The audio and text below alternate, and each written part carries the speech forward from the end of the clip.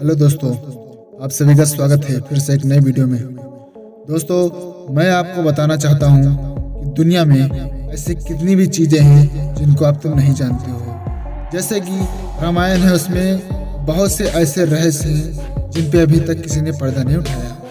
दोस्तों, मैं एक छोटी सी जानकारी आपको देना चाहता हूँ रामायण के विषय में। आप अगर चाहो तो इस वीडियो को देखो और इसे समझो और जानो। दोस्तों, महाराज श्री राम का जब जन्म हुआ था अयोध्या में तो बहुत खुशहाली हुई थी। महाराज दशरथ के पास एक पुत्र नहीं थे, लेकिन ऊपर वाले की कृपा से और गुरुओं के आशीर्वाद से उन्हें पुत्र प्राप्त हुए 4, जिनमें से एक का नाम रखा राम और दूसरे का लक्ष्मण और शत्रुघ्न भरत। चारों पुत्र ने जन्म जब लिए तब महाराज दशरथ ने अपने अयोध्या नगरी में इतना उत्सव किया और जश्न मनाया कि पूरा लोग, पूरे देवता सब लोग प्रसन्न हो गए। और इसी को देखने के लिए महाराज श्री राम से बहुत से देवता किसी न किसी भेष में, किसी न किसी ब्राह्मण के रूप में उनसे मिलने के लिए आते रहते थे। लेकिन कुछ समय के बाद वहाँ पे एक मदारी आया और वो मदारी कोई और नहीं था, शंकर भोलेनाथ। और उसके साथ में जो बंदर के रूप में आए थे वो हनुमान थे। दोनों ने अपना खेल दिखाया और श्री राम का मन मोह लिया। अभी भगवान श्री राम ने उनसे बोला, मुझे यही बंदर चाहिए। महाराज दशरथ ने कहा, ऐसा नहीं हो सकता, क्योंकि मदारी ने भी कहा था कि मैं इसको नहीं दे सकता क्योंकि ये मेरा व्यापार है। लेकिन वो सब उन्होंने ऐसे ही कहा था क्योंकि उनको मिलना था ना, महाराज श्री राम के दर्शन करने थे। इसी बहाने उनके दर्शन भी हो गए। तभी महाराज राम को महाराज दशरथ ने वन में भेज दिया शिक्षा के लिए, और राम और लक्ष्मण चारों भाई शिक्षा के लिए वन में चले गए। लेकिन कुछ समय के बाद उनकी शिक्षा भी कंप्लीट हो गई।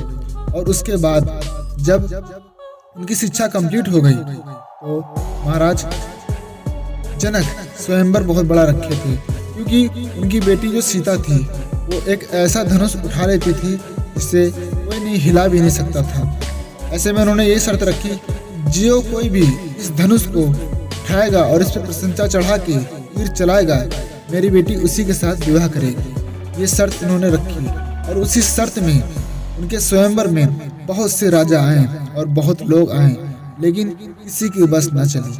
अभी महाराज श्री राम भी उसी सभा में बैठे थे और उनके गुरु भी साथ में थे और उनके छोटे भाई लखन भी थे।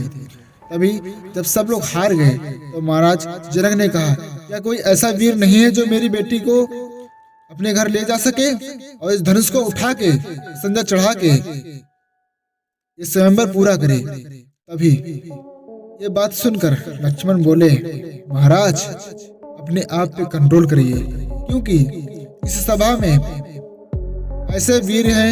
ये धनुष छोटी सी चीज है, इस पूरी सृष्टि को उठा के फेंक देंगे, फुटबॉल की तरह 2 टुकड़े में हो जाएगी। ये बात सुनकर महाराज जनक जी हैरान हो गए। अभी गुरुजी ने कहा, शांत। लखन शांत हो गए और फिर महाराज राम को आज्ञा दी, जाओ स्वयंवर को पूरा करो। अभी राम जी उठे और धनुष को उठाया और उस पर प्रशंसा चढ़ाने की कोशिश की, लेकिन धनुष ही टूट गया। अभी जोर से शंखनाद हुआ और सीता माता ने राम के गले में माला डाला। अभी वहां से ये जब घोषणा हुई कि धनुष टूट चुका है, तो तीनों लोगों में बहुत सी ऐसी घटनाएं होने लगी जैसे असंभव और चमत्कार कहते हैं। तभी महाराज परशुराम बहुत क्रोधित और गुस्से में आए थे, क्योंकि उनको पता था धनुष कोई ऐसे नहीं तोड़ सकता है। वो जो महापुरुष होगा, सृष्टि का पालनहार होगा, वही इसको तोड़ सकता है। ये चीज जानते हुए भी उन्होंने आए और लोगों से कहा, ये गलती किसने किया है? बहुत क्रोधित में है। अभी महाराज राम ने और उनके भाई छोटे लखन ने से बताया, ये गलती मेरे से हुई है। अभी उनको बहुत गुस्सा आया। अभी राम ने उनको समझाया और इतना समझते ही उन्होंने भगवान राम से कहा कि आप कुछ चीजें ऐसी करो जिससे मैं तुम्हें साबित कर पाऊँ पूरी तरीके से। वो सब होने के बाद जब महारानी सीता को राम अपने घर लेके आए, अपने राज्य लेके आए, तब महारानी कैकेयी ने महाराज से दशरथ से 2 शर्त मांग की थी। एक तो राम की और दूसरी राज की, एक वन की और एक राज की। अभी माता सीता और महाराज राम और लखन तीनों वनवास चले गए और वहाँ वनवास जाने के बाद माता सीता का हरण हो गया। और हरण होने के बाद वहाँ पे कुछ चीज़ें ऐसी हुई जिनको आप और हम नहीं कभी समझ सकते।